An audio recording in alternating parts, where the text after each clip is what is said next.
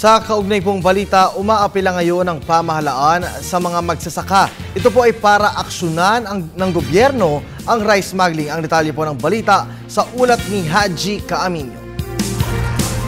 Nangangamba ngayon ang hanay ng mga magsasaka sa posibleng pagbagsak umano ng rice industry sa bansa.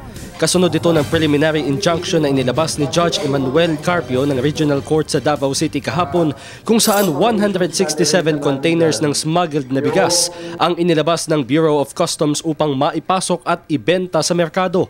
Nanawagan ng grupong Alyansa Agrikultura sa pamahalaan na sana'y puksain ang mga smuggler dahil lubhang maaapektuhan ang kanilang kabuhayan.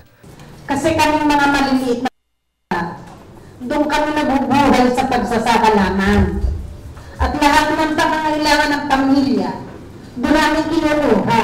At kaya kami nakikipagtulungan sa gobyerno para naman medyo tumaas ang presyo ng palay. Yesterday there was an announcement. The announcement is very disturbing. That is why we called it immediately.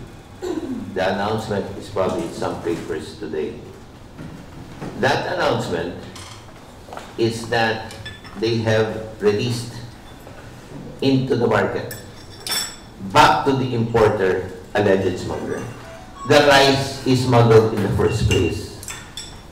And after Davao did that, Batangas followed, and then Manila. And if you don't stop it, it'll go on and on. So what has never happened in history, which is 2,000 containers seized and bought, will now be a big joke. Ibinebenta ng mura ang smuggled na bigas kung kaya't maaaring wala nang kitain ang mga magsasaka sa sandaling mag-import na lamang ng bigas.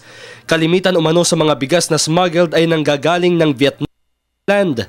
Nakatakdang kumilos ang grupo sa aspetong legal. Ilalapit nila sa Korte Suprema at sa Ombudsman ang naging desisyon ni Carpio. Para sa Telebisyon ng Bayan, Haji Kaaminyo.